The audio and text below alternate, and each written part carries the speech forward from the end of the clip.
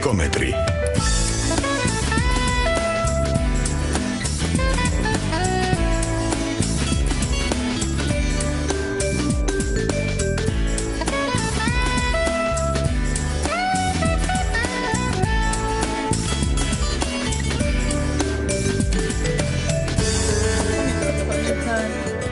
გვაწუხებს ეკოლოგიური, ანუ გარემოს დაცვითი პრობლემები. ის რომ გაჩეხილია ტყეები, ის რომ ენერგომატარებლები ძალიან ძვირია და ეს ჩვენი ოჯახის ბიუჯეტზე აისახება. დაბინძურებულია ქალაქები ქუჩებით, მდინარეები, ნიადაგი, სასუქით გაჯერებულია საკვები და ყველას გვაწუხებს ეს პრობლემა თითქმის. ვიცით რომ ეს ყველაფერი ძალიან უარყოფითად აისახა ჩვენს ჯანმრთელობაზე და რაც მთავარია ცხოვრების ხარისხზე, მაგრამ რას ვაკეთებთ ჩვენ თვითონ იმისთვის, რომ ეს ყველაფერი შეიცვალოს უკეთესობისკენ? როგორ ზრდით თუნდაც მომავალ თაობას, როგორი უნდა იყოს მათი პოზიცია? ისინი ჩვენნაირები იქნებიან თუ უფრო უკეთესები უნდა იყვნენ? მათ 21 საუკუნეში უნდა იცხოვრონ. ეს ქვეყანა, რომელიც ევროპისკენ მიდის და ეს არ მინდა უბრალოდ ფრაზები იყოს, ესეთ მე ვიცი თქვენი დამოკიდებულება, ეს ზოგიერთს ნამდვილად აღიზიანებს. მე მინდა ჩვენი ქალაქები იყოს ევროპული მოდელით აწყობილი. ისეთი როგორიც იყო, თუნდაც გნებავთ იგივე თბილისის რამდენიმე უბანი, თავისი განაშენიერებით ეს იყო ევროპული, სადაც დაცული იყო ყველა ეკოლოგიური პრობლემა. ისოლაცია, ვენტილაცია, გამწვანება, ადამიანის ცხოვრების ხარისხი იყო იქ გათვალისწინებული, მაგრამ აი ჩვენ დღეს რას დავამსგავსეთ თბილისი, რას ვაკეთებთ, როგორ ვაშენებთ, აქვს თუ არა ნებისმიერ პროექტს გარემოზე ზედამხედველობის შეფასების დოკუმენტი, სოციალურ გარემოზე ზემოქმედების შეფასების დოკუმენტი, რომელიც ყველაფერს უნდა გქონდეს, იმიტომ რომ ეს დოკუმენტი გვჭირდება, იმიტომ რომ ის როგორი მოქმედებს ჩვენს ქვეყანაზე და ჩვენ აი ამაშია საქმე. საფრთხე ძალიან რეალურია, ჩვენ უნდა ვიყოთ მზად ყველაფრისთვის და აი როგორ ვზდით მომავალ თაობას. სხვათა შორის მომავალი თაობის პოზიცია ძალიან კარგია. და რატომ ძალიან ხშირად ალბათ შეხვედრი ხართ იმას, მე ვინახავს ქუჩაში ბავშვი არაგდებს ნაგვის ყუთში რაღაცას, დედამ დააგდო და პატარამ აიღო და ჩააგდო ნაგვის ყუთში. აი ამას ქვია შვილის გაზრდა, მომავალი თაობის გაზრდა უკეთესი ცხოვრების სურვილით და საქმის კეთებით. აი ჩვენ ამ თემებზე გვინდა ვისაუბროთ დღეს. გადაცემის სტუმრები არიან ახალგაზრდები, ბავშვები და რატომ იცით? სულ ახლახანს არასამთავრობო ორგანიზაცია სენმა, კავკასიის გარემოს დაცვითი არასამთავრობო ქსელის გაერთიანების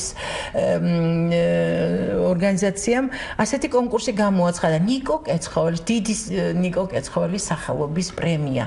და სხვათა შორის რეგიონებიდან წამოსულმა ბავშვებმა და ნაშრომებმა აიღო პირველი ადგილი და გარდა ამისა ძალიან კარგი პროგრამებია დღეს. განათლების სამინისტროს აქვს გარკვეული პროგრამები იმისთვის, რომ გარემოს დაცვითი განათლება უფრო რეალური გახდეს, პრიორიტეტული გახდეს და არასამთავრობო ორგანიზაციები შრომობენ ამისთვის. აი დღეს ჩვენი გადაცემის სტუმრები არიან ზუსტად ამ ორგანიზაციის წარმომადგენელი ნინო გამფრინდაშვილი, ამ პროგრამის მენეჯერი გახლავთ და ნინო მე მინდა გააცნოთ თქვენი სტუმრები ვინ არიან ეს სკოლის მოსწავლე და კიდევ თქვენთან მითხოვდა კოლეგა ნინო ბრეგაძე, ასევე სენის წარმომადგენელი. მოგესალმებით, მივესალმებით თქვენს მსმენელს. პირველ რიგში ძალიან დიდი მადლობა ეთერში მოწვევისთვის ისეთ საკითხებზე, როგორიც არის ზოგადად გარემოს დაცვა და ახალგაზრდების ჩართულობა მთლიანად ამ პროცესში. და მე მინდა რადიოსმენელებს შევახსენო, ძალიან გთხოვთ დაგვირეკეთ პირდაპირ ეთერში თქვენი პოზიცია დააფიქსირეთ 240 91 92 240 92 92. დავიწყოთ, აი როგორი რა იყო ეს კონკურსი, ნინო ძალიან მაინტერესებს. ძალიან მოკლედ ვეტყვი მსმენელს ჩვენი ორგანიზაციის შესახებ. ასენი კავკასიის გარემოს დაცვითი არასამთავრობო ორგანიზაციების ქსელი, ეს რეგიონული ორგანიზაცია, რომელიც აქტიურად მუშაობს სამხრეთ კავკასიის ქვეყნებში, თითქმის უკვე 20 წელია და ახორციელებს სხვადასხვა გარემოს დაცვით აქტივობებს და საქმიანობებს.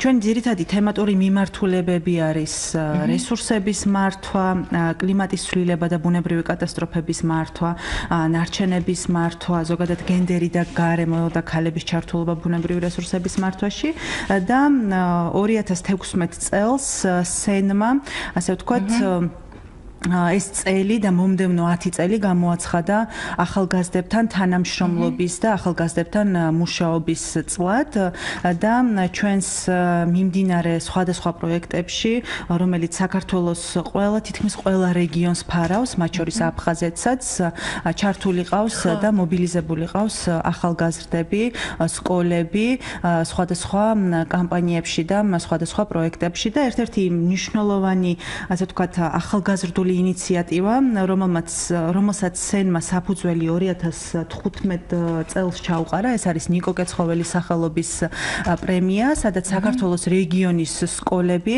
ასე ვთქვათ, მთელი ერთი წლის განმავლობაში იბრძვიან ამ პრემიის მოპოვებისთვის სხვადასხვა გარემოს დაცვითი საქმიანობებით და პროექტებით. მე მგონი ამ პრემიასთან დაკავშირებით ჯობია ჩემმა კოლეგამ ნინი ისაუბროს, რომელიც უფრო საინტერესოა ნინო, აი როგორ და რა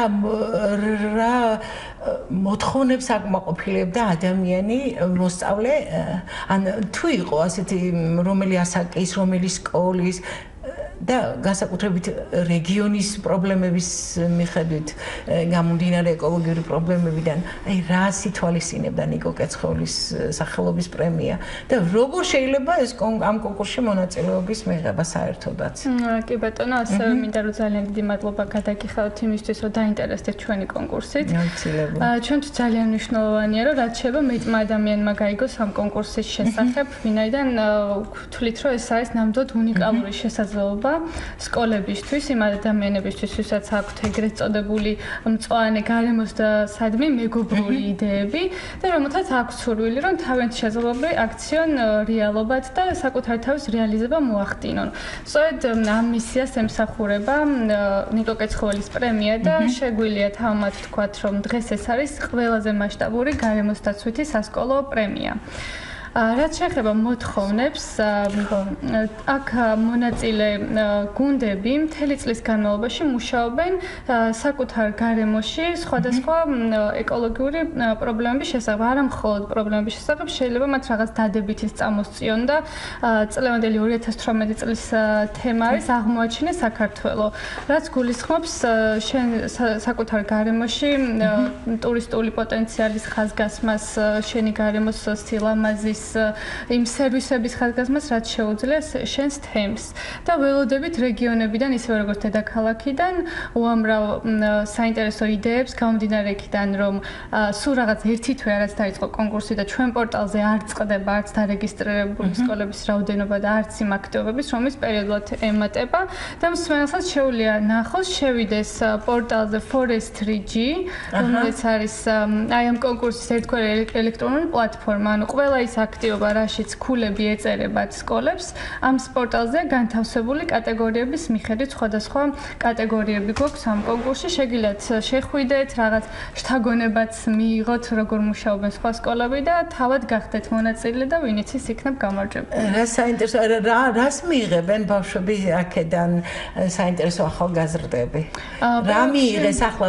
ვინ იყო გამარჯვებული, რა სახელები და გვარები და რეგიონები კიდე მოგახსენებთ აუცილებლად პირობში ალბათ აუცილებლად უნდა ვახსენოთ ის, რომ ამ კონკურსის პარტნიორი არის გარემოს დაცვის სამინისტრო, განათლების სამინისტროსთან ერთად და წელს საქართველოს პარლამენტით შემოგვიერთდა, ეს არის ჩვენი ოფიციალური პარტნიორი და რა თქმა უნდა ავსტრიის თანამშრომლობა განვითარებისათვის, რომლის ფინანსური მხარდაჭერის გარეშეც შეუძლებელი იქნებოდა იმ პრიზების გენერირება, რაც მოახდინეთ ამ კონკურსის ფარგლებში. ეხლა გეტყვით 2017 წლის კონკურსში რა პრიზები მიიღეს ჩვენმა გამარჯვებულმა დამსახურებულებმა. პირველი 3 ადგილის მფლობელი, ან 3 პრემია გაიცემა, პირველი, მეორე და მესამე ხარისხის პრემია. ამ სკოლებს დავეხმარებით, რომ მოვაწყოთ ეგრეთ წოდებული ეკოჰაბი. ანუ სივრცე, სადაც მოსწავლეებს შეუძლიათ, რომ მიმუშაონ ერთმანეთს იდეები გაუზიარონ და ამისთვის შესაბამისი გარემოც არის მოწყობილი. რატომ ეკო? იმიტომ რომ მოწყობილი ავეჯი თუ სხვადასხვა ინვენტარი არის ძირითადად მეორადი მასალისგან გადამუშავებით მიღებული და გარდა ამისა ეკოლოგიურ თემაზე აქვთ მათ ბიბლიოთეკა. ესე იგი მდგრადი განვითარების მთელი პროცესია. როგორც მივხვდი. შეიძლება ესეც ითქვას და მოდი სვენელი შემოვიყვანოთ. გისმენთ, ალო ეთერში ხართ. გამარჯობათ, ბატონ ბარბარა, მივეცადეთ თქვენ სახელგანწესებას სამმართველებსა და უსურვებთ თავიანთი მაგალითად მიზნების მიეცათ.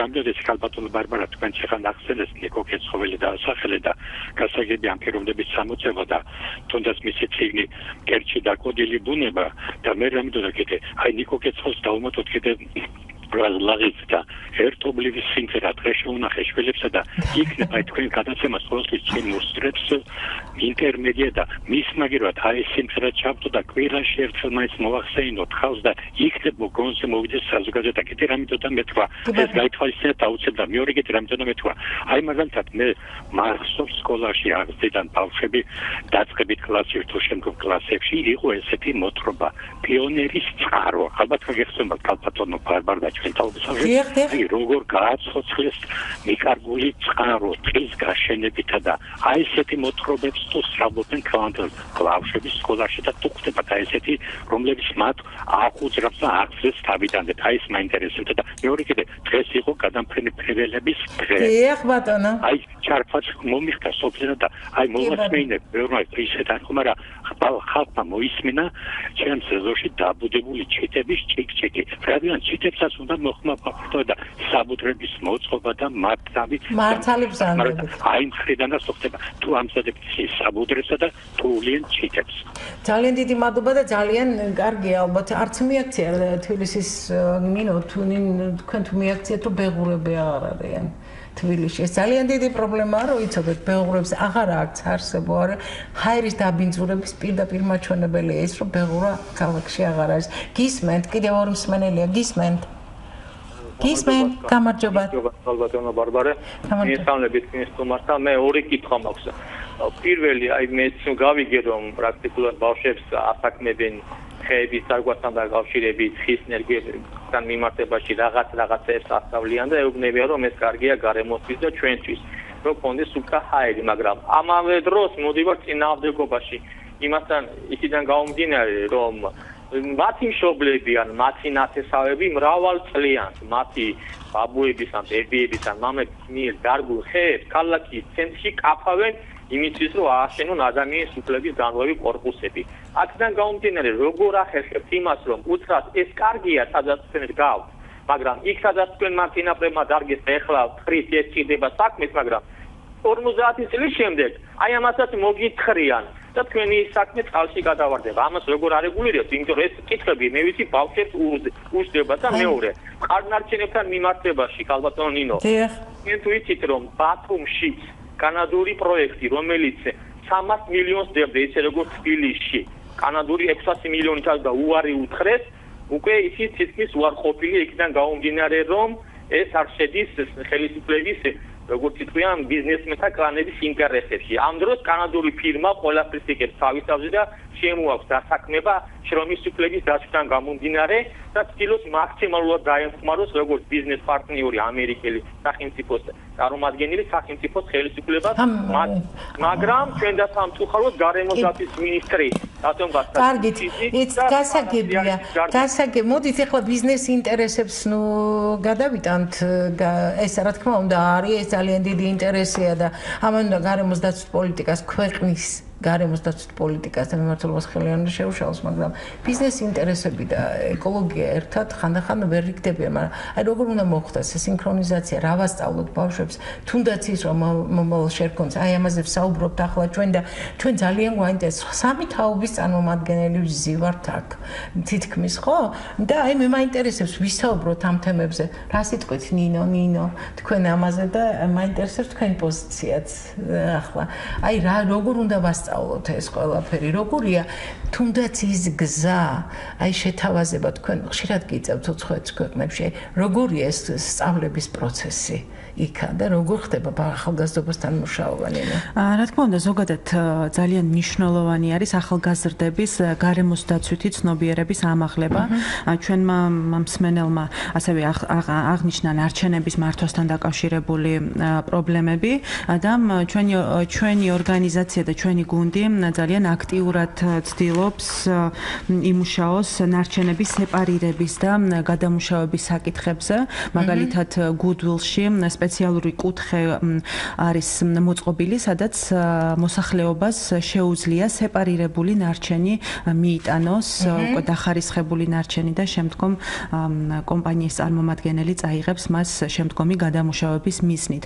ამიტომ იგივე ხეების დარგვაზეც ახსენა მსმენელმა და ამიტომ ძალიან მნიშვნელოვანი არის არა მხოლოდ სკოლის მოსწავლეებთან მუშაობა, არამედ სკოლამდელ ახალგაზრდებთან ბაღის ასაკიდან თუ კი დავიწყებთ მუშაობას ახალგაზრდების გარემოს დაცვის ცნობიერებაზე, ეს მომავალში და შემდგომში ძალიან დიდ შედეგს მოიტანს. აი თქვენ როცა ხვდებით ხოლმე ამ ბავშვებს, რომლებიც კონკურსში უნდა იყვნენ ჩართულები, საიდან იწყება ეს საუბარი? აი როგორია მათი პოზიცია? აინტერესებთ ეს თუ ეს არის მხოლოდ იმიტომ რომ კონკურსში გავიმარჯვო? ეს აი საინტერესო რომ ჩადიხართ პერიფერიის რეგიონების სკოლებში, ხომ? აი როგორია მათი პოზიცია? რა თქმა უნდა, ერთგვარი мотиваციაც არის კონკურსში გამარჯვება და პირველი ადგილის მოპოვება, თუმცა თუ კი შევადარებთ მუშაობა წინა წლებთან მუშაობის გამოცდილებას, შეიძლება ითქვას, რომ განსაკუთრებით რეგიონებში ახალგაზრდები საკმაოდ აქტიურები და მოტივირებულები არიან და კონკრეტულად მათ აწუხებთ რეგიონში არსებული გარემოს დაცვითი პრობლემა და კონკრეტულად უკვე ისინი ცდილობენ ამ საკითხებზე მუშაობას, მოგვარებას. აი ჩვენ ნათიაც ყავს დღეს სტუმრად, რომელიც სკოლის მოსწავლე არის და ნათია ლაგურაშვილი, რომელიც სკოლის მოსწავლე არის და რომელიც აქტიურად მუშაობს გარემოს დაცვითი მიმართულებით და ერთ-ერთი აი ხო, კარგი მაგალითია ნათი, ძალიან დიდი მადლობა რომ მოხვედით დღეს ჩვენთან და მაინტერესებს თქვენი პოზიცია. აი ძირითადად რომელ რეგიონში მუშაობდით და რა ნახეთ იქ გარემოს დაცვითი რა იყო? აი რა შეგაწუხათ? გაწუხებთ ეს თუ ეს მხოლოდ ის იყო რომ მე ჩავერთვები ამაში და რა ნახეთ იმ კრწანისის ტყეპარკში? მოგესალმებით, დიდი მადლობა პირველ რიგში მოწვევისთვის. მე ერთ-ერთი მონაწილე ვარ ნიკო კეცხოველის სახელობის პრემიის 2017 წლის და ჩვენი სკოლა გავიდა საბედნიეროდ ფინალში. რა თქმა უნდა, პირველ ეტაპზე პრიზის მოპოვება არის мотиваციისთვის აუცილებელი, რომ ეს ნაბიჯი გადადგა და დაიწყო გარკვეული გარემოს დაცვითი აქტივობის განხორციელება, მაგრამ უკვე შემდეგ, როდესაც ღრმად შედიხარ, ეს ხდება გარკვეულწილად შენი ყოველდღიურობის ნაწილი. და ხვდები, რომ გარემოს რეალურად სჭირდება დახმარება. ნიკო კეცხოველის პრემია გახდა სწორედ ჩვენთვის ბიძგის მომცემი, რომ ჩვენს გარშემო მოგვეწებნა ისეთი ადგილები, სადაც შევძლებდით გარემოს დაცვითი აქტივობის განხორციელებას. ნიკო კეცხოველი იცოდა თქვენმა თაობა, ვინ იყო? სიმართლე რომ გითხრათ, არა, ამ კონკურსის შემდეგ. ერთი კარგი შედეგი. გავეცანით მის წიგნებსაც, კონკურსის ფორმატი გულისხმობს იმასაც, რომ გავიცნოთ მის წიგნებს და გავიაროთ ის გზა, რაც მან ოდესღაც გაიარა. და ჩვენ დასახლებასთან ძალიან ახლოს ნიკო კეცხოველის პრემიის ბიძგით, ასე ვთქვათ, აღმოვაჩინეთ კრწანისის ტყეპარკი, რომელსაც აქვს არაჩვეულებრივი სარეკრეაციო და საგანმანათლებლო პოტენციალი. გარდა იმისა, რომ იქ ადამიანებს შეუძლიათ მისვლა ველოსიპედით, კატაობა, საპიკნიკე ადგილებია, დიახ, სეირნობა. გარდა ამისა, მნიშვნელოვანია ის, რომ კრწანისის ტყე-პარკი არის ბიომრავალფეროვნების წერტილით. დიდი რეზერვუარი არის. ჭალის სისტემა, ეკოსისტემა, რომელსაც მსოფლიოში ძალიან ცოტაა შემორჩენილი ასეთი და უნიკალური ეკოსისტემა. ჭალის ტყეები ძალიან ისე ფორმირებულია, სახეშეცვლილია უკვე დღეს თბილისში და მიზეზი, აბა მითხარი იქ რა ხდება? მიზეზი სხვადასხვა მიზეზია, ჯერ პირველ რიგში რაც ყველაზე აქტუალური, ეს არის მშენებლობები და ასე შემდეგ. გარდა ამისა, აი თუნდაც კრწანისის ტყე-პარკში ინერტულ მასალას მოიპოვებენ მდინარე მტკვრის ჭალებიდან, ნაპირებიდან, რაც გარკვეულწილად, რა თქმა უნდა, ხელს უშლის იქ არსებულ ეკოსისტემებს. საინტერესოა, იცით რა მაინტერესებს, ის რომ გააქვთ ეს ინერტული მასალები, იქ გზა გაიყვანეს, ზიანდება, ეს დაბინძურებულია თუ როგორა იმ ჭალი ტყის მონაკვეთში და ეს დაცულ ტერიტორიებად გვინდოდა ამის გამოცხადა, მე ვიცი როგორც ვიცი სენის ინიციატივაც იყო და ყველა არასამთავრობო ორგანიზაცია არ დაადგა ამის გამოცხადებას საშველი და იქ რა მდგომარეობაა? იცით იმ ფრინველებს რაც თუნდაც ვრცელდება კრწანისის ტყე-პარკში, იცავს უამრავი კონვენცია, რამსარის, ბერნის კონვენცია, მაგრამ მათი დაცვა შეუძლებელია მაშინ, როდესაც პარკს არ გააჩნია სტატუსი და საფრთხის ქვეშ არის მისი არსებობა და სირცხოლეა, იცით ამაზე ლაპარაკი, როცა აქამდე მოვიდა ეს კრწანისის ტყე-პარკი და ნათიამ სწორედ აღნიშნა, რომ ერთ-ერთი პრობლემა არის ის, რომ სწორედ ამ ტყე-პარკს არ გააჩნია სტატუსი და ჩვენი ორგანიზაციის, ასე ვთქვათ, თაოსნობით გროვდება ხელმოწერები და ასევე ელექტრონული პეტიციები მოთხოვნით, რომ კრწანისის ტყე-პარკს მიენიჭოს დაცული ტერიტორიის სტატუსი და იმას ვიტოვებთ, რომ ეს შედეგს მოიტანს. კი მოვუწოდებთ თქვენს მსმენელებს, რომ პირველ რიგში Facebook-ის მომხმარებელი ყველა არის მგონი და Facebook-ზე მოძებნო კრწანისის ტყე-პარკი, რომელიც ადმინისტრატორი ნათია არის და ჩვენ ვდებთ აი ამ პარკის შესახებ ფოტოებს, სხვადასხვა სახის სიახლეებს და აქვე უახლოეს დღეებში განთავსდება ონლაინ პეტიცია, მოთხოვნით, რომ ტყე-პარკს მიენიჭოს დაცვითი სტატუსი.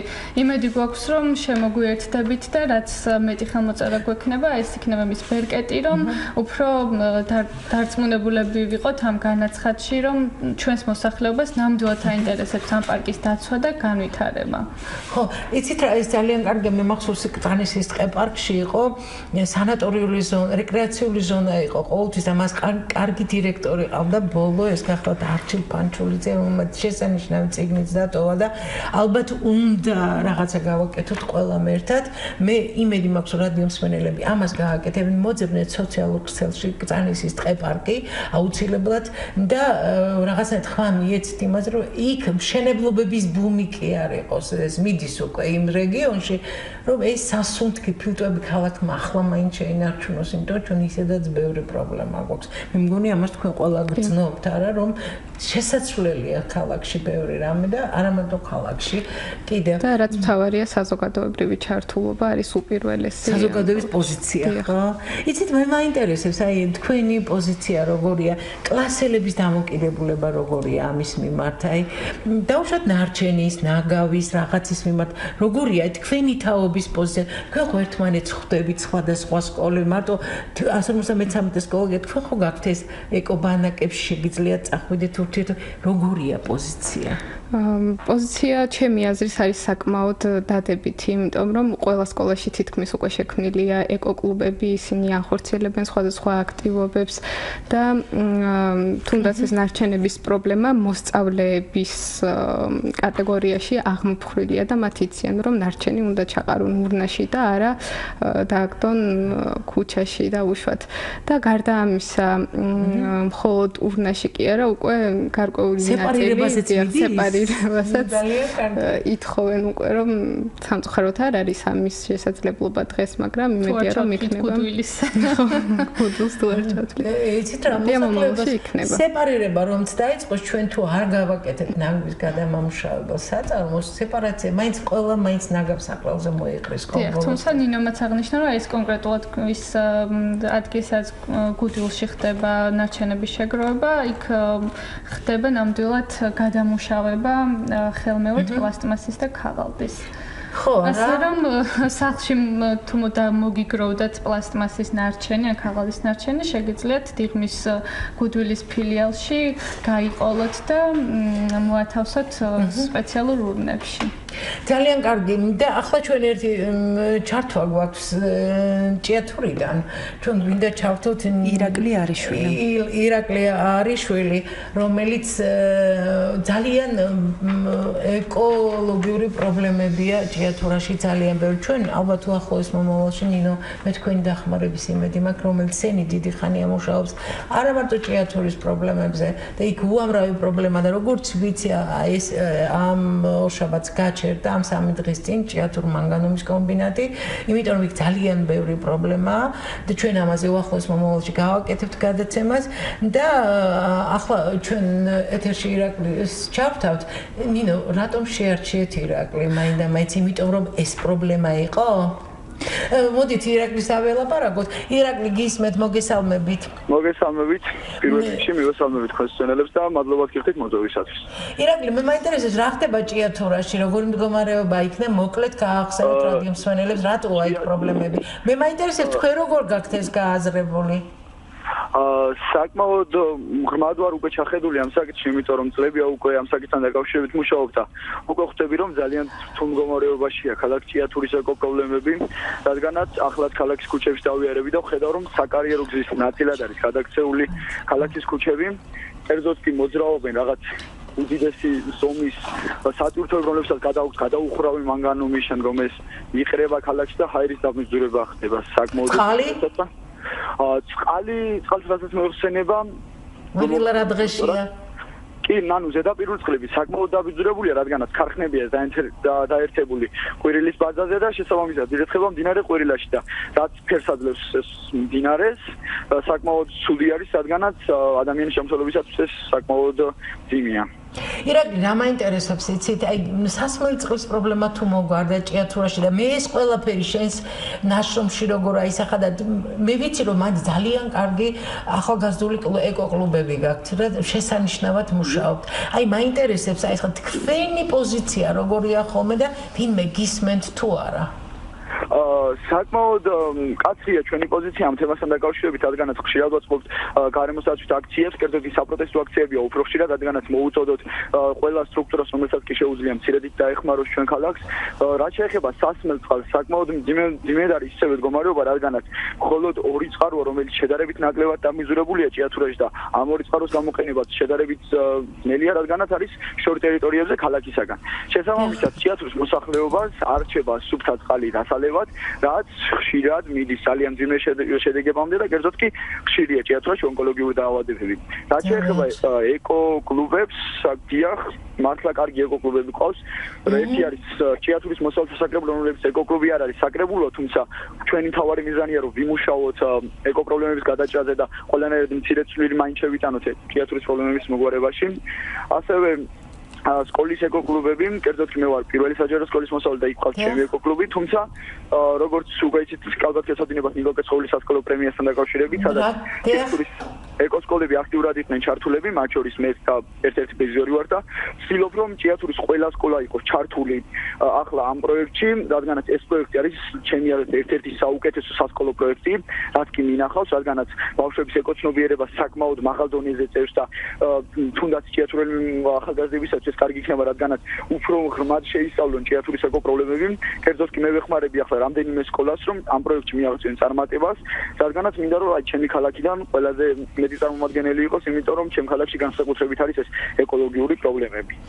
ძალიან კარგი. ირაკლი, რა მაინტერესებს იცით ახლა რადიომსმენელმა კითხვა დააგვისვა ეს, რომ აი სკოლის მოსწავლეები თუ იღებენ კეცხოვლის პრემიის გარდა, აი მონაწილეობას თუ გაქვთ სურვილი რომ იყოს იგივე ბოტანიკური, უკაცრავად ბაღები იყოს, იგივე ან ჩიტებზე დაკვირვება ან რამე აი თუ უკეთებთ რაღაცას ესე ეხმარებით ბიომრავალფეროვნების გადარჩენაში.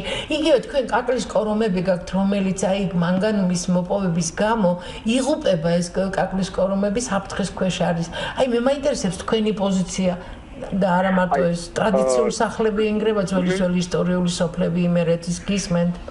ჯერ პირველ რიგში გეტყვით იმას, რომ ნიკო კეცხოვლის პრემია არ მოიცავს მხოლოდ ერთ გარემოსდაცვის აქტივობას, კერძოდ კი აქ ყველაფერია მოცული, ყველაფრის გაკეთება შეგვიძლია და ამ პროექტის ფარგლებში რა თქმა უნდა ბევრ გარემოსდაცვის აქტივობას ვახორციელებთ, თუმცა როგორც უკვე აღნიშნე, სკოლაში ეკოკლუბი გვაქვს და ეს ეკოკლუბი მარტო ნიკო კეცხოვლის სასკოლო პრემიის პერიოდში არ მუშაობს და ჩვენ ხშირად როგორც დასუფთავების აქციებს, ასევე ენერგიების დარგვის აქციებიც ქონია.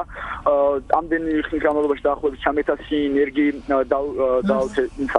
დავნერგეთ ღია კარიერული წესით მოპოვებულ მიწებზე, რომელიც არ არის კულტივირებული იყო და დეგრადირებული იყო დარჩენილი და ჩვენი პოზიცია ამასთან დაკავშირებით ის არის, ჩავატაროთ მეტრენინგი და პრეზენტაცია სკოლებში, რადგანაც ახალგაზრდების უმეტესობა იყოს მაინც ჩართული ამ ყველაფერში, რადგანაც მცირე რაოდენობა ინდეს მაინც ვერ გააკეთებს, რაც საჭიროა და რაც უფრო მეტი ახალგაზრდა, ჭიათურელი ახალგაზრდა ჩაერთვება ჩვენს აქტივობებში, მით უფრო უკეთესი იქნება როგორც მათთვის, ასევე ჭიათურის ეკოპრობლემებისათვის.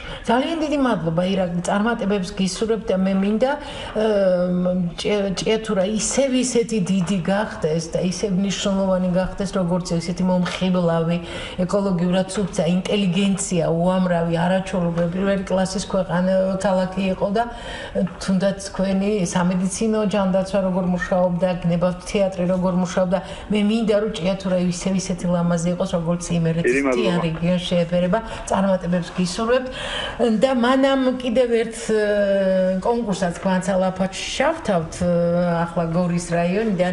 მე მაინტერესებს ისიც როგორ გაგრძელდება ეს აი ეკობანაკები როცა არის თქვენი ხო ყოველ ზაფხულს არის დიახ აი გაკვეთილები უტარდებათ ისინი უშუალოდ საქმიანობენ ამაზე და პოზიცია როგორია ეს მხოლოდ სურვილია დასვენების რეკრეაციულ ზონაში თუ აი ისეთი რა იციან რაზეა ლაპარაკი ამ ბავშვებმა ჩვენი ორგანიზაცია თითქმის უკვე 2009 წლიდან ყოველწლიურად აწყობს ხოლმე საზაფხულო ეკობანაკებს. ჩვენ გვაქვს მწვანე ცენტრი სოფელ ბულაჩაურში და სხვადასხვა კონკურსები, სხვადასხვა კამპანიების ფარგლებში გამარჯვებული, ასე ვთქვათ, ჩემპიონი ახალგაზრდები ჩამოყავს ხოლმე 10 დღის განმავლობაში და შემუშავებული გვაქვს სპეციალური პროგრამა 10 დღიანი პროგრამა, რომელიც მოიცავს არა მხოლოდ თემატურ ნაწილს, არამედ ასევე პრაქტიკულ დავალებებს. აი მაგალითად, ერთი დღე გვაქვს ხოლმე წყლის რესურსების შესახებ სემინარი და შემდეგ უკვე დღის მეორე ნახევარში სკოლის მოსწავლეები გადიან ჟინვალის წყალსაცავზე. ან იქვე ახლომდებარე ბულაჩაურის უნიკალური იგივე ტყის რესურსების მდგრადი მართვის საკითხებზე ბულაჩაურის გარშემო არსებულ ტყეებში გაყვავს ხოლმე და ისინი ადგილზე ეცნობიან, ასე ვთქვათ, და სხვადასხვა პრაქტიკულ დავალებებს აკეთებენ ხოლმე და მთლიანად ეს არის ერთგვარი ციკლი, ასე ვთქვათ, 10 დღიანი პროგრამის, სადაც საქართველოს ყველა რეგიონის აქტიური სკოლის მოსწავლე ღებულობს მონაწილეობას. ზაფხულის დასაწყისში ჩვენ ვაცხადებთ ხოლმე კონკურსს და ყველა შეუძლია რა თქმა უნდა, ყველას შეუძლია მონაწილეობა მიიღოს და შემდეგ უკვე, ასე ვთქვათ, კონკურსში გამარჯვებულები შეირჩევიან და 10 დღის განმავლობაში მათ შესაძლებლობა ექნებათ ნამდვილად თავვიწყარი 10 დღე გაატარონ ჩვენს მწვანე ცენტრში. აი როგორ დაგიკავშირენ ამ თემაზე, მოდი ჩვენ ახლა გვანცალაფათში გვინდა ჩავთოთ გორიდან და ამის მერე დავაანონსოთ. თუ კი შეუძლია რიგით, არა მარტო როგორც ერთი სკოლის იმ სკოლის წარმომადგენელი, სადაც უშუალოდ თქვენ თქვენ მუშაობთ, ხო შეიძლება რიგით ახალგაზრდასაც სკოლის მოსწავლეს გაუჩნდეს სურვილი, რომ მეც მინდა ეკო ბანაკებში, ის უფრო შეიძლება აქტიური გამოგეს. ჩვენ ახლა გორის საშუალო სკოლის მოსწავლე გვანცა ლაფაჩი გვერდება, რომელიც კონკურსანტია, ხო, გამარჯვებული პირველ ადგილზე გავიდა. გვანცა მოგესალმებით. მოგესალმებით, გამარჯობა. გვანცა, მაინტერესებს რა თემა იყო თქვენი და გააზრებული თუ გქონდათ, ვინ იყო ნიკო კეცხოველი, რა როლი აქვს მას და რატომ მაინც და მაინც მისი სახელობის პრემია და რა პრობლემები გქონდათ იმისთან აღგორში, რომ ასეთი პირველი ადგილი დაიმსახურა თქვენმა ნამუშევარმა? პირველ რიგში მოგესალმებით. პირველ რიგში ის რომ თავარი მიზანი ის იყო, რომ ნიკო კეცხოველი იყო ქალაქ გორის რაიონიდან, ეს იყო არის ტყუიავი და შესაბამისად მეტი პასუხისმგებლობა ჰქონდა იმისა, რომ ის იყო ჩვენი ქალაქის წარმომადგენელი სახე. ამიტომ ძალიან დიდი სტიმული იყო იმისა, რომ ჩვენ პირველი ადგილი მოგვეპოვებინა, დაუღალავად შრომობდით. რამაც თვითონ ამ პროექტმა მრავალი გარკვეული გამოძიება შეგვიძინა, ის რომ თანამშრომლობა, პრობლემური საკითხების მოგვარება, ასევე კონკურენტუნარიანობა, გაგვიძლიერება გარემოზე ზრუნვა, რაც თავარია და მივხვდით, რომ მაგალითად არ არსებობს ასეთი გარკვეული სახლი გარემო და ბუნება, რომელიც ერთ თნიან სახლს ქმნის და რომელიც ყოველთვის და გაისთვის მოითხოვს ანუ ზრუნვას, რაც თავარია. ნიკო, მე მაინტერესებს ისი თქვენი რეგიონი არის მეხილეობის ძირითადი რეგიონი, რომელიც საქართველოს აწვის არაჩვეულებრივ ხილს. თქვენგან ძალიან კარგი ახლახანს გააკეთდა თქვენთან ქარის ენერგო მოგეხსენებათ ხო? არაჩვეულებრივ რომ ალტერნატიული ენერგიების ათვისების შესანიშნავი მაგალითია, რომელმაც ძალიან კარგად გაამართლა. მე მაინტერესებს თქვენი მოსახლეობის პოზიცია და თქვენი კიდევ აი როგორი უნდა იყოს გორის რაიონი ისეთი სულ ეკოლოგიურად სუფთა რომ აი გამორჩეული იყოს ყველანაირად. პირველში ძალიან დიდი პრობლემაა, ჩვენი ქალაქის პრობლემა ეს არის მაგალითად ქუჩების გასწვრივ სანიაღბროს იარაღები, რომელშიც შემოდგომებით ფოთლებიცაა და წყალს გასვლა უჭირს. და ვაპირებთ მუნიციპალიტეტთან შეთანხმებას, რათა გამოყოთ სახები და რკინის ცხაუდით გადახურონ. რაც შეეხება თქვენ კითხვას ის რომ ეს ყველაფერი მოგვარებადი იყოს, რა თქმა უნდა, ჩვენი მრავალი აქტივობების ჩატარება, ის რომ მრავალი ღონისძიება ჩატარდეს, რათა თვითონ ადამიანს მიეცეს იმის სტიმული იზრუნონ გარემოზე, რათა მოუვარონ და იყოს შედეგი. მიუხედავად იმისა, 21 საუკუნის ერთ-ერთი გლობალური პრობლემა ზუსტადაც რომ გარემოა. გარემო და ალტერნატიული ენერგიები. მე მაგალითად, როდესაც მოვდივარ გორის რაიონში, ამას უყურებ, ის ქარის ელექტროსადგურები, როდგა ჩემთვის ეს არის რა იცით, ევროპული პოზიცია უკვე ქვეყნის. და ეს მოსახლეობას თქვენსაც გაცნობიერებული აქვს, რომ შეიძლება, რომ აი თქვენმა თაობამ, რომ ჩვენ შეგვიძლია მზის ენერგია გამოვიყენოთ, ქარის ენერგია გამოვიყენოთ, ეს თქვენი პოზიცია შეიძლება იყოს თუ არა? თქვენი თაობის გაცნობიერებული აქვს თქვენ პირველი ნაბიჯი გადადგით პირველმა რეგიონმა ევროპისკენ. დიახ, იმედი მაქვს ეს ჩვენი მაგალითი თითოეული ადამიანისთვის იქნება მისაბაძი და არა მარტო ჩვენი ვხრებით ამაში ჩართულები, არამედ ძალიან ჩვენი ქალაქი. რათა ეს პრობლემები მოგვარდეს. ძალიან კარგი. გაცნობიერებული ექნებათ ეს ყველაფერი. იქნება გამომდინარე, რომ ჩვენი ეს გამარჯვება, როგორც იცით, ჩემ ახლო მყოფებთან ზოგადად ქალაქში დიდად სტიმულის მომცემი იყო და ძალიან ბევრი გვეხმიანება, რომ ჩაერთონ თვითონაც მიიღონ მონაწილეობა და მრავალი აქტივობები დაგეგმეს, მათ შორის სხვა სკოლის მოსწავლეებმაც. აბა რა აქტივობები გითხარი რა დაგეგმეთ ასეთი? გამოუკიდებლად, სენისგან დამოუკიდებლად არ გაგიჩნდათ?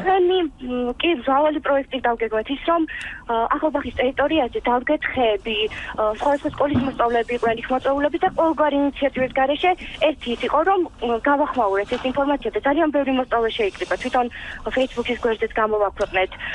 მრავალი, ანუ ის დასუფთავებები ტარდება ქალაქში. სხვადასხვა სკოლებმა გადაწყვიტეს, რომ სკოლის მიმდინარე ტერიტორიებზე დადგან სხვადასხვა ყუთები, ანუ ფერების მიხედვით, რომ სეპარაცია გააკეთოთ. დიახ, ანუ ეს ნარჩენები დაანაწილონ, ის პლასმასი იქნება ქაღალდი თუ ყველაფერი ანუ ცალ-ცალკე და დაიწყეს სკოლებში მაკულატურის აკრეფა და ინიციატივები ძალიან ბევრია. შექმნით ეკოკლუბი, მთლიან სკოლების, ყველა სკოლის გაერთიანება. და ხვდებით ხოლმე და ყველაში ერთხელ ტარდება ლექცია. და თითოეული მოსწავლე ამზადებს ამათ ერთევას, რაც შეეხება ეკოლოგიას და ვატარებთ ჩვენი ინიციატივით და ყველა სკოლის მოსწავლეები საკმაოდ დიდი რაოდენობით ერთობიან და დაინტერესებულები არიან და ეს ძალიან გვახარებს. იმით რომ შედეგიც დიდი იქნება.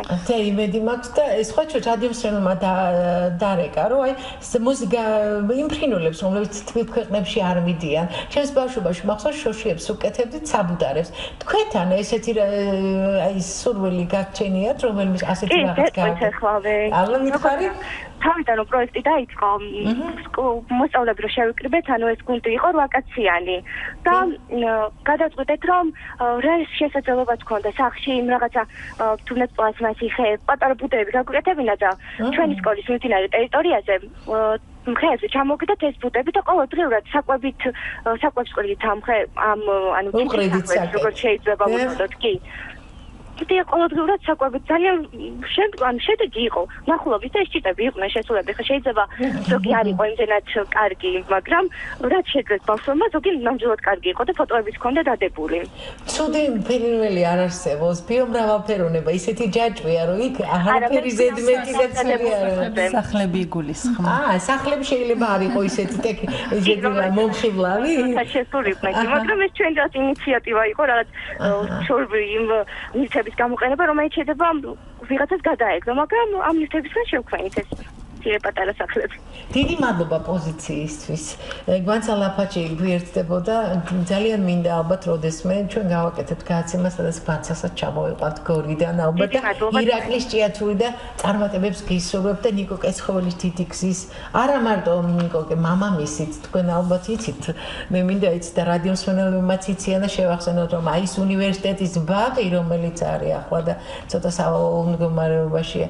დიდი ნიკო კეცხოველის მამის ნიკო კეცხოველის ისიც ნიკო კეცხოველი იყო მუშაობდა თვითონ სტუდენტები გამოყავდა და აი ეს ბაღი ორი ნიკოს მამაშვილის გაკეთებულია და მათი სტუდენტების დღე და ღამე მუშაობდნენ და აი ჩვენც უნდა გავაკეთოთ რაღაცა აი ხო გაგვიკეთეს ჩვენც უნდა გავაკეთოთ მე მგონი რა სიტყვით ნინო თქვენ რა სიტყვით ეს არის გასაკეთებელი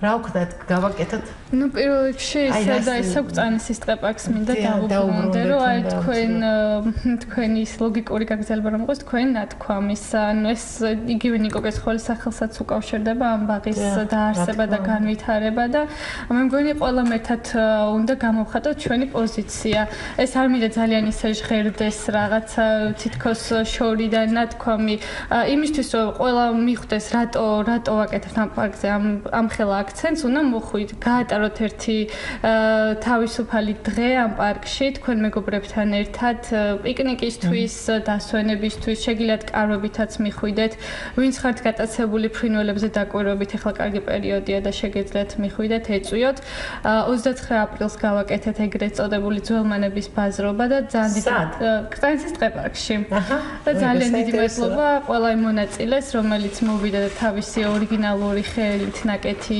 ნივთები გამოფენა მოიწყო და ასევე ძველმანების ანუ მეორადი გამოყენება გამოყენების პრინციპით არ გადააგდო გადააკეთე შეინახე გამოიყენე ხო? შენ თუ არ გჭირდება სხვას გაუზიარე ან მიეც საშუალება რომ შეიძინოს და ისე მოგიწოდებთ რომ manifest G-ზე გამოქვეყნება რამდენიმე დღეში ჩვენი ონლაინ პეტიცია შემოვურთდით და შევინარჩუნოთ და განავითაროთ ეს ულამაზესი ადგილი. და დინო თქვენ რომ კონკურსის კოორდინატორები გამოაცხადეთ, როდის გამოაცხადეთ, შეუძლიათ რომ რიგითმა ადამიანებმა მიიღონ მონაწილეობა მოსწავლეებმა. რა თქმა უნდა, ყველა ნებისმიერმა მოსწავლემ ნებისმიერ მოსწავლეს შეუძლია მიიღოს მონაწილეობა ჩვენ საზაფხულო ბანაკებში. სენის ვებსაიტზე, რომლის მისამართი არის sen.org ან Facebook page-ზე, ძალიან მარტივად სენს თუ ჩაწერენ, ძალიან მარტივად იპოვიან. გამოქვეყნდება კონკურსის პირობები დაახლოებით ივნისის თვეში წრეში და უკვე მოხდება შერჩევა საზაფხულო ეკობანაკებში მონაწილე მოსწავლეების და მე ყველა აქტიურ ახალგაზრდას მოუწოდებ, რომ აუცილებლად მიიღონ ამ კონკურსში მონაწილეობა და შესაბამისად გაემგზავრონ 10 დღით ბულაჩაურის მწვანე ცენტრში. და არაჩვეულებრივი დღეები, გელი თქვენ რომ იცოდეთ რა ლამაზია იქ, რა მე თვითონ გახვდით და ერთიც პროგრამა ეკომეტრ კონკურსში გაიმარჯვა ევროკავშირის მიერ გამოცხადებულ კონკურსში, მე დამავიწყდა ეს მე თქვა, დიდი მადლობა კონკურსის ჟიურის მონაწილეებს და დიდი მადლობა იმისთვის, რომ გარემოს დაცვითი პრობლემები ეკოჟურნალისტიკის პრობლემები წინა პლანზე გამოდის.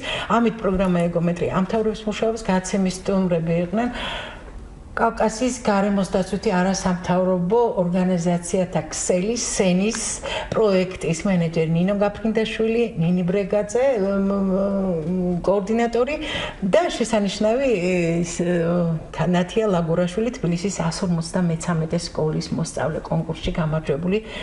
ვიზრუნოთ გარემოზე, გავზარდოთ ამ სურვილით მომავალი თაობა. გაცემაზე მუშაობდი ჟურნალისტი ბარბარე ბენაშვილი, ხმის რეჟისორი თინა ასამბაძე. მომავალ შეხვედრამდე.